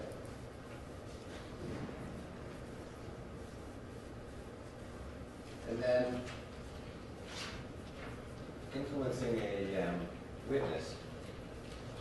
We've had 2.5 hours of arguments, 30 pages of briefs, because it's a complicated statute, and I don't think being concise in one sentence would give the jury a clue. All right, I'm not there yet.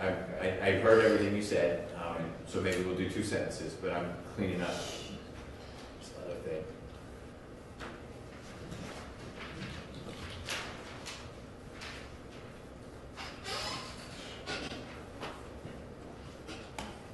Okay, I will work on that, what felonies are. Okay, influencing witnesses. You want to say something other than the statute? Well, our request to charge one obviously dealt with counts 6 and 7 as well. It was a good story version of a charge. Can I give your closing as to those counts to the jury in my charge? That would be fine. I think that it is we all recognize it's a confusing statute, and I don't know why we want to leave the jury up in the air to fully understand what it took us a while to understand even ourselves in talking about this. Anybody who reads that one sentence is going to be as clueless as whoever wrote this indictment originally. That's good. That was not anybody in this room, I'm sure. Okay, I don't agree 100%. You have been particularly effective in your briefing and arguing about the directed verdicts. We said, just read what the statute says, which is largely what is included in this one sentence. But if you have language you'd like to include other than the closing argument you drafted in charge number 1, that then I'm happy to think about more. But that paragraph isn't what I had in mind when I get frustrated with some of these pattern charges and the abandoned and malignant heart and stuff like that. I mean, if you want to spend some time or point me to individual phrases from your multi-page, somehow simpler and more accessible definition of influencing witnesses, I'm happy to look at that. the first thing I do is I get rid of the term influencing witnesses. Guys, the title of a statute that has 6 different options, only one of which applies. So let's just call it misleading witnesses. That's what the crime is. Okay. And he's put the title because the authors of the Lexis version decided to give it a title. Misleads the jury. I don't want to mislead the jury. Isn't mislead a way to influence the witness? I'm just letting them make the record. I don't know that I'm going to change the name of it, but I'm more focused on the words that follow the title. Well, I think the title misleads. Okay. And I think the title ought to say misleading a witness. Okay. And then, you say it's argumentative, but there's plenty of charges that define things by showing what it doesn't include. And that's what my request number 1 sought to accomplish, which was to, here's what misleading a witness means, but let me caution you, it doesn't mean something else. It's not argumentative, it's not saying those other things do or do not exist. You often define things by excluding things that are not encompassed within the definition. Okay. And if it's too argumentative, I'll modify it or tone it down, but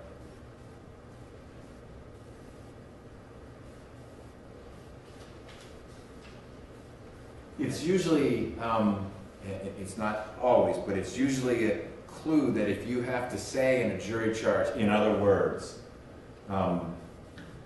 we're running into some, gosh, this isn't really clear, because then you have to restate it in a different way. But, part of it is caused by the problem that this instruction was written for count 6 and 7 as well, so it focused a lot on the newspaper count. And the Crane and the Tom Carter count. So obviously I can do a better job with this now if it's just going to be count 5. But I think we ought to tell the jury exactly what we were talking about even this morning, which is simply telling somebody to lie is not in and of itself the crime. Agreed. Okay. It has to be. Oh, wait, I don't know that I agree. Simply telling them to lie to law enforcement or a DA's office or a judge, you are getting closer to the line. Simply saying, hey, just go to the media and lie, that's... No, I'm talking about simply telling someone to lie to the police is not a crime, unless you were misleading that person. that it was okay to lie to the police. Such as. Okay. I'm okay with that. I listen, I think you seriously need to figure out whether you're going to agree that they can do that in this case where they didn't charge it, but that's a different issue. Okay. If you think for some reason they're allowed to argue facts that are not in the indictment, yes, that's what you ought to say in the instruction. Okay. Do you guys have a perspective state on what the influencing witnesses charge ought to say? I think it's completely appropriate how Your Honor has it in your draft charge. I think what Mr. Samuelson is arguing is something you argue in closing, not something that the judge should be instructing the jury on, because it's not, what he's saying is not the law. It's not what the statute says. It may be what Mr. Samuel's, I guess, interpretation of the law is. Again, that's for closing, not for the judge to instruct during instruction. Okay. Well, I think it's a mix. That's just why I'm pushing back with him a little bit. I think much of what's in there is the law. It is repeating it in different ways and parsing it out, and I'm okay parsing it out. I wish, and I'm just not on the committee yet, that the Superior Court and ultimately the Supreme Court would get down to breaking offenses into elements like you have at the federal level. So it would say, these are the elements of the crime, which is what jurors crave, as opposed to 3 dense paragraphs of Middle English. And this breaks it down into some elements, but it weaves into there, I think, a little bit of what you're describing, I think, fairly as closing argument. Here's what I've done.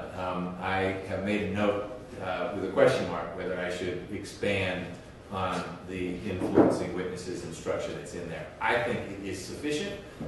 It certainly tracks the statute. I don't think it's confusing. I don't think there's a problem with the title. I appreciate that the defense disagrees and has objected and accepted and made a record of that, and I will take that under advisement. What, after influencing, there aren't many pages left, what else? That's it. State, you've been very quiet, I haven't been ignoring you, but have you, any spots in the proposed charge that gave you pause or concern? I think Mr. Stanley hit all the high points. Okay, well, let me recap so I know what I need to work on. I'm sorry, did I speak over you? No, Mr. Harvey said they handled low points, I agree with that as well. Okay. I'm taking out limited consideration of other wrongs. I'll take out the dates in the indictment charge. I need to add a definition of assault, meaning aggravated assault. Some pretty serious work with lesser included offenses and correspondingly a verdict form, a draft of which I'll get to you all soon enough, not today. Removing contributing to the death of another. Massaging a little bit the second to last sentence, also the second sentence, in possession of a firearm instruction so that we're not labeling things like felony murder a felony. Influencing witnesses, I may expand a little bit. I think that's it. And to be clear, I said it before, but it bears repeating. As I'm thinking about how to restructure all the lesser includeds, I may well pull from defense request to charge 3 for both language and structure, but all that part needs to be rebuilt a little bit. Anything else from the state that we ought to discuss before we break for the week? I don't think so, other than for the influencing witness charge. When you're saying you're gonna, I guess, possibly add language, are we talking about from the defense request to charge number 2 in the original one that they sent?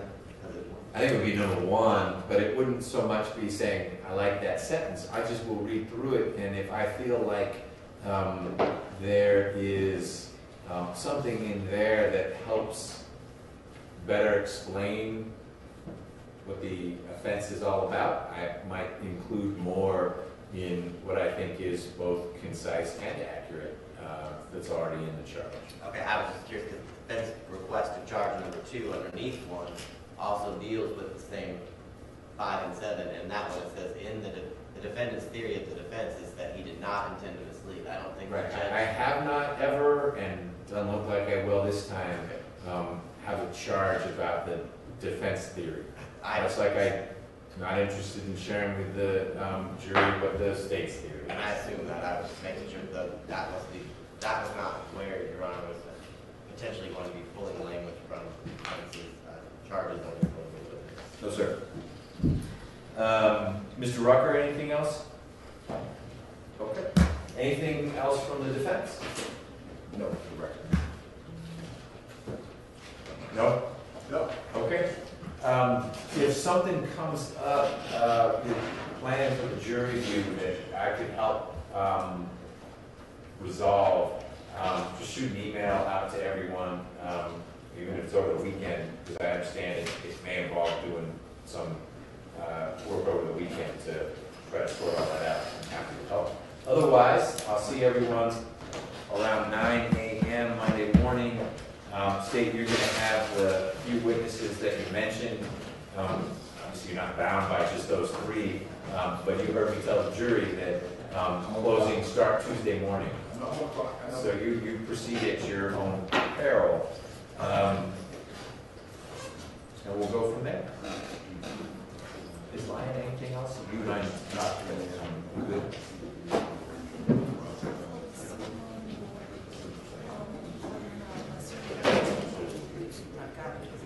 Okay, we can go. Great. All right. And I received word from Ms. Weaver that she will be able to help us out early next week, which satisfies the jurors' special request that they wrote me, that Ms. Christina finish out, we call it a hearing, as court reporter, world's longest hearing. All right, thank you, everyone. Have a good weekend. available.